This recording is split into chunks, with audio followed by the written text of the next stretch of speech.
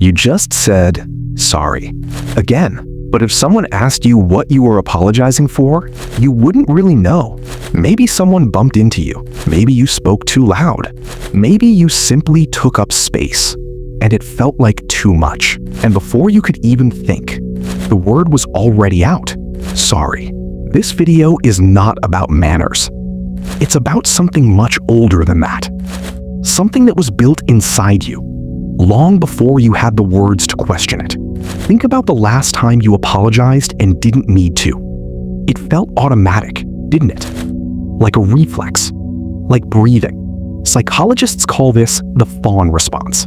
It's one of the 4 survival responses your nervous system uses when it senses threat: fight, flight, freeze, and fawn. Fawning means when you sense conflict, or even just someone's displeasure, your brain immediately moves to appease, to smooth things over, to make the discomfort disappear as fast as possible. And sorry is the fastest tool you have. But here's what most people don't realize. This isn't weakness. This isn't a personality flaw. This is a learned strategy.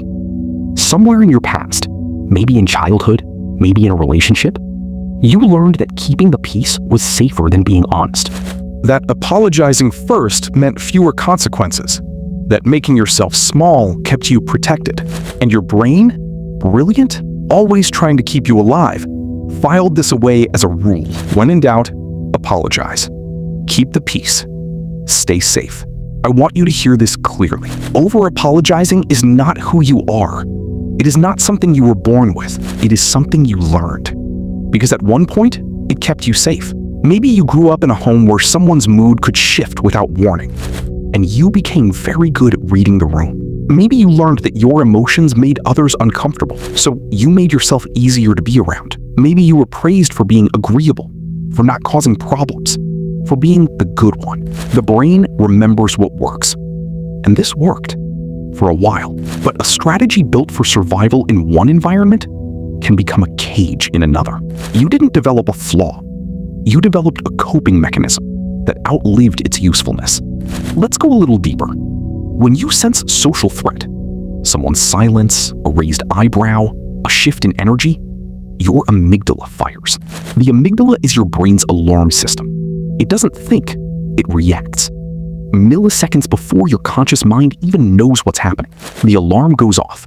Threat detected. And your conditioned response, the one you've rehearsed thousands of times, kicks in. Sorry. Think of it like a smoke detector set too sensitive. It was calibrated in an environment where fires were real. But now, in a new environment, it goes off for toast, for a normal conversation, for simply existing. The alarm is real. The threat is not. Research in interpersonal neurobiology shows us that our nervous system co-regulates with the people around us, which means when someone near you is tense, your body picks that up. Not metaphorically, physiologically. Your heart rate responds, your breathing shifts.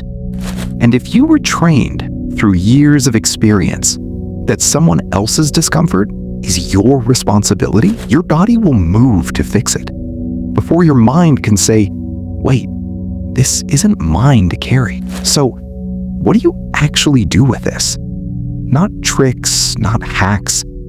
4 principles rooted in how the nervous system actually changes. The apology happens faster than thought.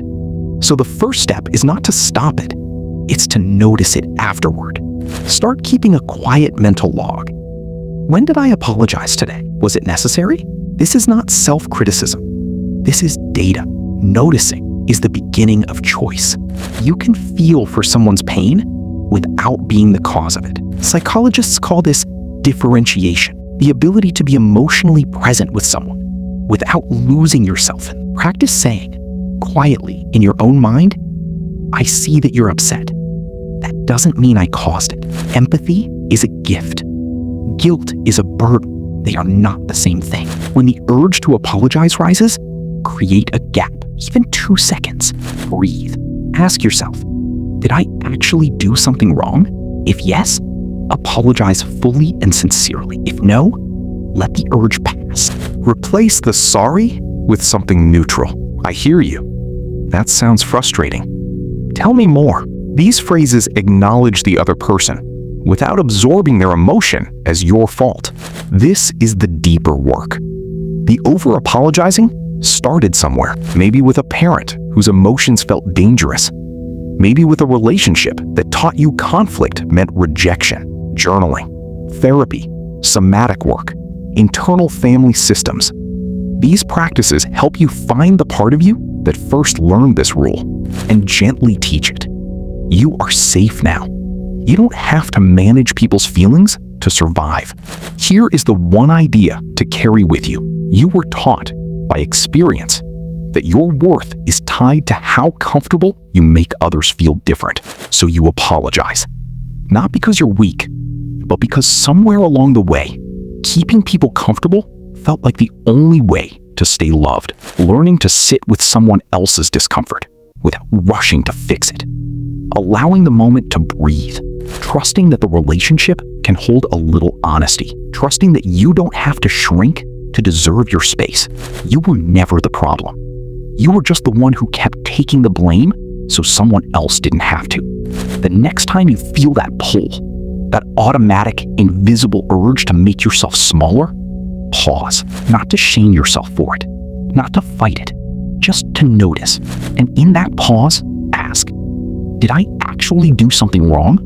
Or am I just uncomfortable with someone else's discomfort? Because there is a difference. And you, slowly, gradually, one moment at a time, are learning to know the difference.